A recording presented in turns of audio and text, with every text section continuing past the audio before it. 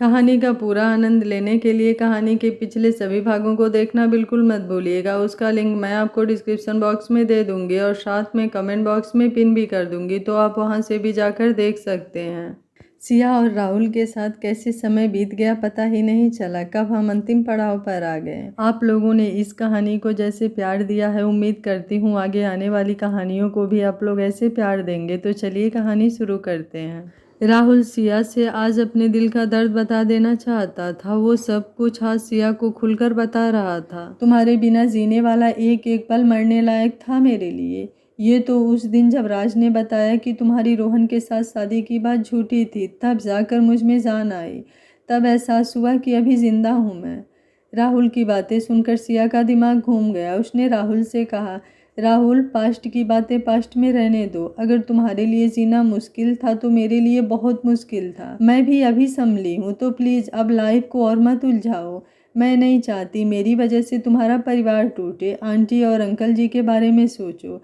तुम सिर्फ मेरे बारे में कैसे सोच सकते हो। सिया ने बोलते बोलते किचन से चाकू उठा लिया और बोली, राहुल, मुझे अपनी ज़िंदगी से और कुछ नहीं चाहिए। मैं बस चाहती हूँ कि तुम खुश रहो। अगर मेरी वजह से तुम्हारा परिवार टूटता है तो नहीं चाहिए मुझे ये ज़िंदगी। कहकर सिया अपने पेट में चाकू मारने ही वाली थी कि राहुल फुर्ती से आकर उसके हाथ से चाकू छीनने की कोशिश करता है। इस छीना झपटी में चाकू राहुल के पेट में लग जाता है। सिया एकदम से चिल्ला उठती है, राहुल, ये क्या हो गया राहुल, कोई है? तुमने कैसे सोच लिया कि तुम्हारी लाइफ तुम्हारी है? नहीं, वो सिर्फ मेरी है। तुम मेरी हो। तुम मेरे बिना मौत को भी नहीं चुन सकती। तुम मेरी हो तुम। राहुल कहते कहते बेहोश हो गया। सिया ने रोते रोते एम्बुलेंस को फ़ोन किया। गांव में एक ही डॉक्टर था। सिया ने केयर टेकर को कहकर उसे बुलाया। उसने एम्बुलेंस आने से पहले राहुल को फर्स्ट एड दिया। उन्होंने खून रोकने की कोशिश की, पर खून रुक ही नहीं रहा था। सिया बहुत परेशान हो रही थी। एम्बुलेंस आ गई थी। सिया भी राहुल के साथ एम्बुलेंस में बैठी थी। राहुल का फ़ोन बजने लगा। सिया ने राज का नाम देखकर फ़ोन उठा लिया। हेलो राहुल, तू कहाँ है? इस तरह बिना बताए गायब मत हुआ कर। इतनी बार कहा है तुझे, कम से कम एक मैसेज ही कर दिया कर। तुझे पता है हम सब कितना घबरा जाते हैं। ऊपर से तू फ़ोन भी नहीं उठाता। कब से बजा रहा हूँ। राज ने फ़ोन उठाते ही बिना रुके बोलना शुरू कर दिया। राज के चुप होते ही सिया ने रोते हुए कहा, राज। राज का दिल बैठ गया। राहुल का फ़ोन सिया के पास और वो रो रही है। वो घबरा कर बोला, सिया, क्या बात है? राहुल कहाँ है? सिया जोर जोर से रोते हुए बोली, राज, राहुल को चाकू लग गया है। वो बुरी तरह से जख्मी है। हम एम्बुलेंस से आ रहे हैं। तुम भी अभी हॉस्पिटल पहुंच जाओ।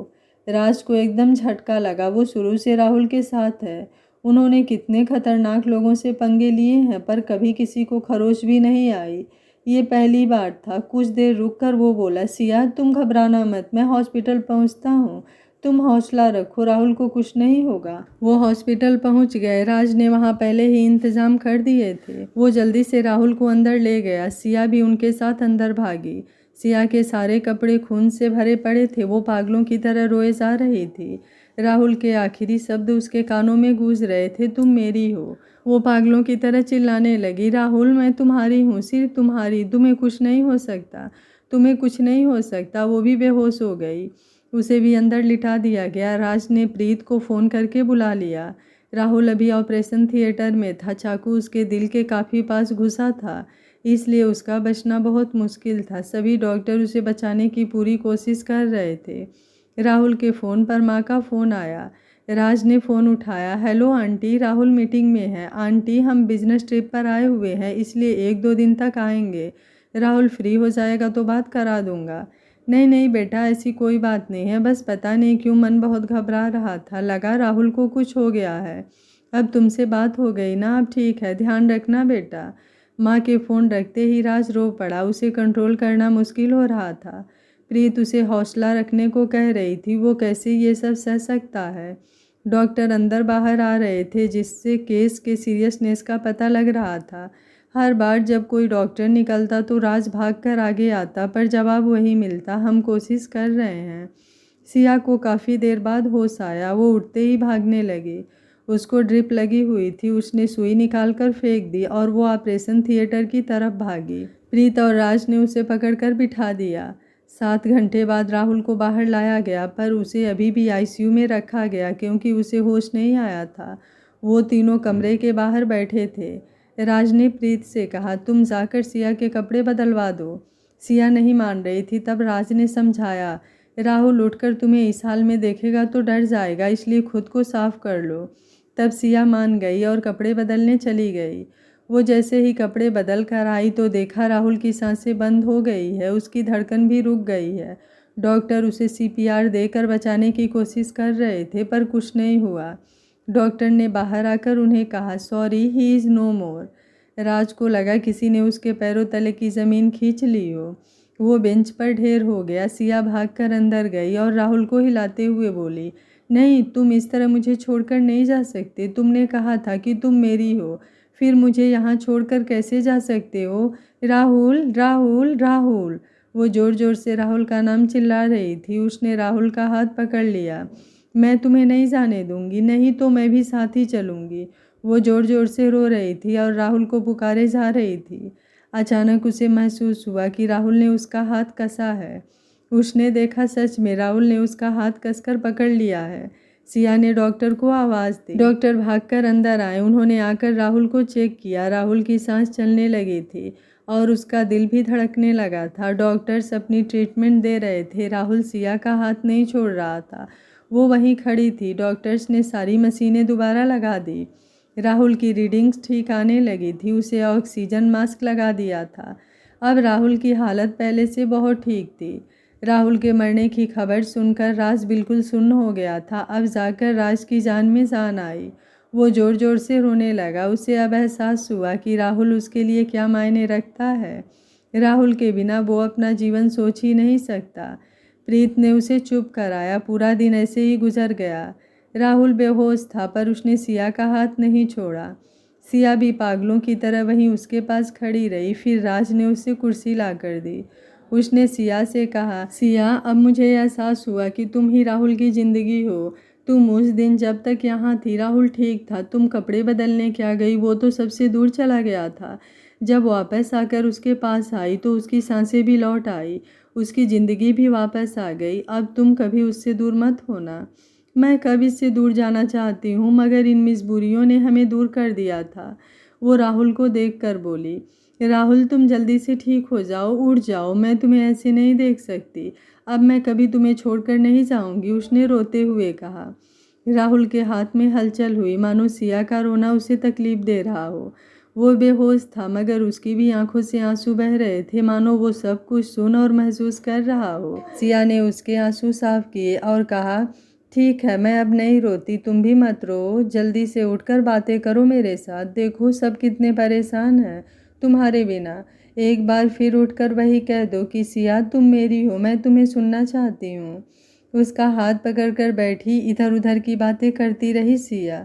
वो उससे बोली, तुम्हें याद है जब तुम्हारे स्कूल में म्यूज़िक कंपटीशन था तो तुम मुझसे कितना नाराज़ थे और मेरा रो रो कर बुरा हाल था, और मैंने तुम्हें सुनाने को वो गाना मैं तेरे इश्क में गाया था। क्या वो गाना फिर सुनाऊं? सुनोगे तुम? तो सुनो। उसने गाना गाना शुरू कर दिया। मैं तेरे इश्क में मर न जाऊं कहीं, तू मुझे आजमाने की कोशिश न कर। खूबसूरत है तू तो हूँ मैं भी हंसी, मुझसे नज़रें चुराने की कोशिश न कर। फेर ली क्यों नज़र मुझसे रूठ कर, दिल के टुकड़े हुए टूट टूट कर। क्या कहा दिलरुबा, तू है मुझसे खफा, एक बहाना है ये हकीकत नहीं। तू बहाने बनाने की कोशिश ना कर, तू मुझे आजमाने की कोशिश ना कर। वो गाना गाते गाते रो पड़ी। उससे राहुल की ये हालत देखी नहीं जा रही थी। उसे राहुल का हाथ पकड़कर बैठे हुए दिन से रात हो गई थी। वो वहीं बैठी बैठी ही सो गई। अचानक उसे लगा उसके सर पर राहुल हाथ फेर रहा है। उसने आंखें खोली तो देखा कि राहुल को होश आ गया है और वो सच में उसके सर पर हाथ फेर रहा था। वो राहुल से लिपट कर ज़ोर ज़ोर से रोने लगी। राहुल, तुमने मेरी जान ही निकाल दी थी, मेरे बारे में एक बार भी नहीं सोचा। राज शोर सुन के अंदर आया तो वहाँ का सीन देखकर वो भी रो पड़ा। सिया राहुल से लिपटी हुई थी और राहुल ने ही दोनों बाहों में सिया को जकड़ा हुआ था। राज ने बेल बजाकर डॉक्टर को बुलाया और सिया को राहुल से अलग किया। बस सिया, देखना यार, कहीं इसका जख्म ना खुल जाए। डॉक्टर्स ने आकर उसे चेक किया और बोले अब ये खतरे से बाहर है, अब डरने की कोई बात नहीं है। फिर वो नर्स से बोले इन्हें वार्ड में शिफ्ट कर दो। अब राहुल को आईसीयू वार्ड से नॉर्मल वार्ड में ले आए थे। राहुल सिया को एक पल भी दूर नहीं जाने दे रहा था। उसे डर था कि सिया कहीं फिर उसे छोड़कर ना चली जाए। वो अभी पूरी तरह ठीक नहीं था। डॉक्टर ने उसे बात करने से मना किया था और ज़्यादा टेंशन करने से भी मना किया था। सिया ने राहुल से वादा करके कि वो कहीं नहीं जाएगी, बस नहा कर कपड़े बदल कर आ जाएगी। राहुल मान गया। राज उसके पास बैठ गया। राज ने उसे बताया कि उसकी माँ का फ़ोन आया था। तो राहुल ने कहा कि माँ पापा को बता दो वरना बाद में नाराज़ होंगे। उसके पापा को जैसे ही पता चला वो उसी वक्त माँ को लेकर हॉस्पिटल आ गए। माँ उससे मिलकर बहुत रोई और राज से बोली मैंने पूछा था, मेरा दिल बैठा जा रहा था, मेरे जिगर का टुकड़ा तकलीफ में था, तो मुझे कैसे ना पता चलता भगवान किस जन्म का बदला ले रहा है हमसे। राहुल ने उन्हें तसल्ली दी, माँ अब चिंता ना करो, अब मैं ठीक हूँ। फिर राज पापा को राहुल के पास बिठाकर आंटी को बाहर ले आया। तभी सिया जो कपड़े बदलने गई थी वो भी सामने से आ गई। आंटी सिया को देखते ही रो पड़ी। सिया उनके पास आई और उन्हें गले लगाकर चुप कराया। सिया मैं तुम्हारी गुनाहगार हूँ, मेरी वजह से तुम दोनों अलग हुए। मैंने भगवान से बहुत माफ़ी मांगी, पर जब तक तुम मुझे माफ़ नहीं करती भगवान कैसे माफ़ करते। पहले टीना, अब राहुल, भगवान मुझे दुख पर दुख दे रहे हैं। सिया तुम राहुल को समझाओ, तुम्हारी बात वो ज़रूर मानेगा। उसे बताओ कि तुमने शादी कर ली है, अब वो भी शादी कर ले। हमारे बाद कौन इसका ख्याल रखेगा। क्या कहा आपने, क्या राहुल और सुबह की शादी नहीं हुई है, ये कैसे हो सकता है। सिया बोली तुम्हें पता नहीं है क्या, राहुल ने सुबह से शादी कभी की ही नहीं। वो तुम्हारे बिना किसी और से शादी कैसे कर सकता था। फिर ये बिजनेस क्राइसिस कैसे सॉल्व हुआ। सिया बोली वो राहुल ने खुद के पैसे से सॉल्व किया, सुबह के पापा की ज़रूरत ही नहीं पड़ी। मैंने तुम्हें फ़ोन करने की बहुत कोशिश की पर तुमने फ़ोन ही बंद कर दिया था। तुमने कभी खुद भी मुझे फ़ोन नहीं किया, नहीं तो सब ठीक हो जाता।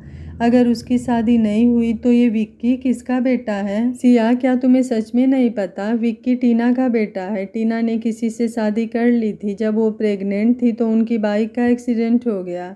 माइक उसका पति वो मौके पर ही मर गया और टीना इसे जन्म देकर मर गई। विक्की बहुत कमज़ोर था तो उसे मशीन में रखना पड़ा। टीना का सुनकर मुझे अटैक हो गया और मेरा ये हाल हो गया। राहुल अकेला ही सब सहता रहा। जब विक्की को हॉस्पिटल वालों ने छुट्टी दी तो उसके दादा ने उसे न संभाल पाने के कारण राहुल को उसे ले जाने को कहा। राहुल ने उसके दादा से बात करके उसे ऑफिशियली गोद ले लिया और इंडिया ले आया। अब वो राहुल को ही अपना पापा मानता है। वो रोते हुए सब बता रही थी। सिया उनके गले लगकर उनके साथ रो रही थी। वो बोली आंटी जी जितना बुरा होना था हो गया, अब जो भी होगा सब अच्छा होगा। एक बात मैं भी आपको बताना चाहती हूँ, मैंने भी किसी से शादी नहीं की। भला मैं अपने राहुल के सिवा किसी और से शादी कैसे कर सकती हूँ। क्या कहा तुमने, सच्ची। सिया मैं बहुत खुश हूँ, आज मुझे लग रहा है भगवान ने मेरी सुन ली। मेरे दुख के दिन बीत गए। सिया तुमने मुझे बहुत खुशी दी, अब मैं तुम्हारी माँ को मुँह दिखाने लायक हो गई हूँ। तभी राहुल के पापा बाहर आते हैं। राहुल की माँ उन्हें बताती हैं, सुना आपने, सिया की शादी नहीं हुई है, अब राहुल और सिया एक हो सकते हैं। मैं कहीं खुशी से पागल ना हो जाऊं। हाँ मुझे भी राहुल ने अभी बताया। जीती रहो बेटी, तुम्हारे जाने से हमारी सारी खुशियाँ चली गई थी, जल्दी वापस आ जाओ, सारी खुशियाँ वापस आ जाएंगी। उन्होंने सिया के सर पर हाथ फेरते हुए कहा, जाओ बेटा, राहुल तुम्हारा वेट कर रहा है। सिया अंदर राहुल के पास आती है। वो उससे लिपट कर रो पड़ी। राहुल उससे पूछता है, क्या हुआ सिया, देखो इस तरह मत करो, मेरा दिल दुखता है, चुप हो जाओ। राहुल तुमने इतना कुछ झेला, मैं सोच सोच कर मरी जा रही हूँ। कितना दुख हुआ होगा तुम्हें, कितनी तकलीफ झेली होगी तुमने, मैं क्यों नहीं थी तुम्हारे साथ। ओ जो बीत गया वो बीत गया, पिछली बातें याद करके आज को हमारे मत खराब करो। मैंने कहा ना कि तुम मेरी हो तो मेरी ही होगी। अब हमें कोई अलग नहीं कर सकता। हाँ अब हमें कोई अलग नहीं कर सकता, कहकर सिया ने उसे कसकर पकड़ लिया। राहुल ने उसे चूम लिया। सिया ने उससे कहा, राहुल किसी से कहकर विक्की को बुला लो, मेरा मन मिलने को कर रहा है। अब तक तो मैं उसे सुबह का बेटा समझकर ध्यान से देखा ही नहीं, अब मेरा मन कर रहा है मैं उसे गले लगा लूँ। मैं घर फ़ोन कर देता हूँ, कोई ले आएगा, राहुल बोला। राहुल ने माँ पापा को घर भेज दिया और किसी को विक्की को लाने को कहा। नैनी विक्की को लेकर आई। विक्की भागकर सिया के गले लग गया। फिर उसके मुंह को दोनों हाथों से पकड़कर वो बोला, मम्मा मम्मा कहकर उसने सिया को किस किया और फिर कसकर गले लगा लिया। सिया की आंखों में आंसू आ गए। उसने भी उसे कसकर पकड़ लिया और किस किया। विक्की ने देखा कि सिया रो रही है। उसने उसके आंसू पोंछते हुए सिया से कहा, no mumma no cry, you cry Vicky cry. मतलब अगर मम्मा रोएंगी तो विक्की भी रोएगा। राहुल उनकी तरफ देखकर खुश हो रहा था। सिया उसे उठाकर राहुल के पास लाई। विक्की सिया के मुंह को हाथ लगाते हुए राहुल से बोला, पापा विक्की मम्मा आई, मतलब विक्की की मम्मी आई हैं। राहुल ने विक्की के मुंह पर प्यार से हाथ फेरा, फिर बोला, हाँ बेटा यही तेरी मम्मी है, अब खुश हो। विक्की सिया की गोद में बार बार सिया को किस कर रहा था। राहुल उन्हें देखकर खुश होता रहा। 1 महीने बाद राहुल और सिया की शादी हो रही थी। मेघा, रीना, दीपा, प्रीत और मियाँ सब सिया के घर वाले बने थे और सबसे बड़ी बात, रोहन उसका कन्यादान करने वाला था। राज, शिव और माधव राहुल की तरफ थे। सब खूब मस्ती कर रहे थे। सबसे ज़्यादा खुश विक्की था। उसे आज माँ मिल गई। राहुल ने शादी होने के बाद सिया को कहा, मैंने कहा था ना कि तुम सिर्फ मेरी हो। सिया बोली, हमेशा तुम कहते हो कि तुम मेरी हो, आज मैं सबके सामने ऐलान करती हूँ कि तुम मेरे हो। राहुल तुम मेरे हो। दोनों की शादी को 6 महीने हुए थे। तीनों बहुत खुश थे। विक्की सिया को अपनी मम्मी और राहुल को अपना पापा ही समझता था। उसे स्कूल में लगा दिया गया। वहाँ सब उसे नीली आंखों वाला कहते थे क्योंकि उसकी आंखें नीली थी। फिर किसी बच्चे ने अपनी मम्मी पापा को बात करते सुना कि विक्की राहुल सिया का बेटा नहीं है क्योंकि उनकी आंखें काली है और विक्की की नीली। उसने क्लास में सबको ये बात बता दी तो सभी बच्चे उसे चिढ़ाने लगे कि तेरे मम्मी पापा हैं ही नहीं। वो बहुत रोया, घर आकर भी रो रहा था। फिर राहुल ने उसे आई स्पेशलिस्ट को दिखाकर ब्लैक लेंस डलवा दिए। इससे उसकी आंखें भी काली लगने लगी। फिर उसे नए स्कूल में डलवा दिया। वहाँ इसे कोई दिक्कत नहीं हुई। राहुल सिया का प्यार पल पल बढ़ता गया। कुछ साल हो गए थे, सिया प्रेग्नेंट हो गई। राहुल की मम्मी की डेथ हो गई थी। वो सिया के बच्चे को देखने को तरसती मर गई। सिया ने सबसे पहले उनकी फ़ोटो के सामने खड़े होकर ये बात उन्हें बताई। वो बहुत खुश थी। इतने साल लोगों की बातें सुनी। कोई कहता ये खाकर देखो, कोई कुछ और कहता, कईयों ने तो इसे बास तक कहा। उसने राहुल को बताया तो वो भी बहुत खुश हुआ। वो सिया का और भी ध्यान रखने लगा। सिया ने विक्की को एक दिन बिठाकर बताया, विक्की ये मम्मा आपके लिए एक बेबी लेकर आएंगी, एक बहन या भाई। तुम उसकी केयर करोगे ना, खेलोगे उसके साथ? वो सिर्फ मेरा बेबी होगा, उसे और कोई नहीं लेगा ना? विक्की ने पूछा। हाँ वो सिर्फ तेरा बेबी होगा, हमेशा तेरे साथ रहेगा, सिया बोली। उसकी बात सुनकर विक्की खुश हो गया। वो भी सिया का ध्यान रखने लगा। जैसे राहुल उसे बोलता, धीरे चलो, ऊपर मत चढ़ो, नीचे मत बैठो, इसी तरह विक्की भी करने लगा। फिर एक दिन विक्की स्कूल से आकर सिया से मिले बिना अपने कमरे में चला गया।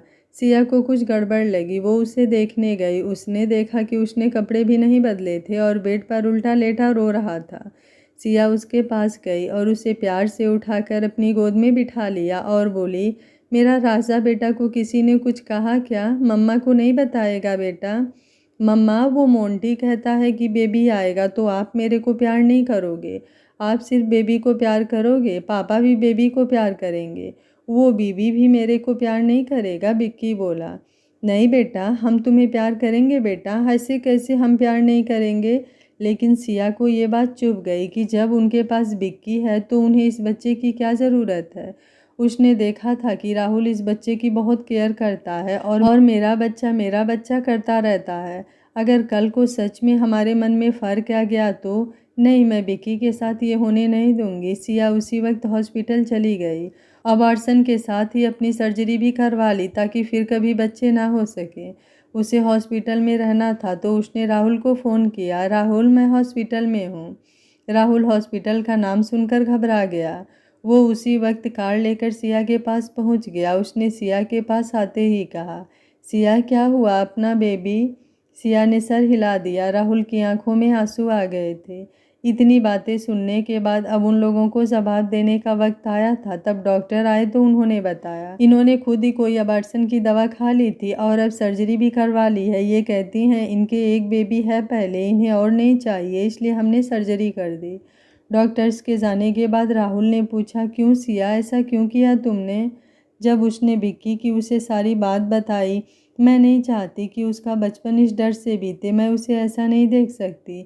मुझे भी फील हुआ कि शायद हम भी थोड़े से पार्शियल हो गए हैं। अब हम विक्की को उतना टाइम नहीं दे पाते जितना पहले देते थे। बहुत सोचकर मैंने ये फैसला लिया है, सिया बोली। सिया, तुम सच में महान हो। तुमने मेरी फैमिली के लिए अपनी फैमिली ख़त्म कर दी। टीना के बेटे, वो बोलता इससे पहले ही सिया ने उसके मुंह पर हाथ रख दिया। आज के बाद ये टॉपिक कोई नहीं छेड़ेगा। हमारा एक ही बेटा है, वो है विक्की, और वो हमारा है।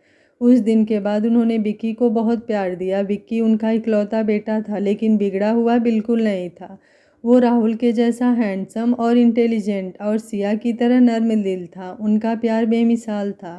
क्या आप विक्की की कहानी प्यार हो ही गया का सीज़न 2 देखना चाहते हैं तो आप मुझे कमेंट बॉक्स में ज़्यादा से ज़्यादा कमेंट करिएगा। मैं कोशिश करूंगी इसका सीज़न 2 लाने के लिए। अगर आपको कहानी अच्छी लगी है तो वीडियो को लाइक, शेयर और ऐसे ही प्यारी प्यारी कहानियों को देखने के लिए चैनल को सब्सक्राइब कर लीजिएगा।